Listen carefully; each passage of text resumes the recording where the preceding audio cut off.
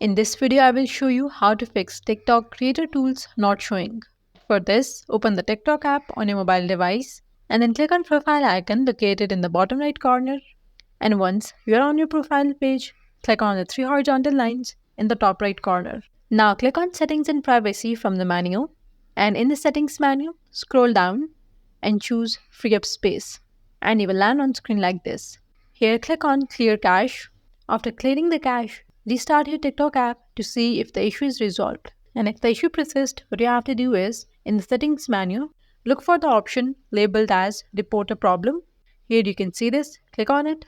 Under this section, look for creator tools. Click on it and you will see two options, analytics and locations. So click on analytics, and in this section you will find others. Click on it and now choose need more help, and a chat window will open up like this.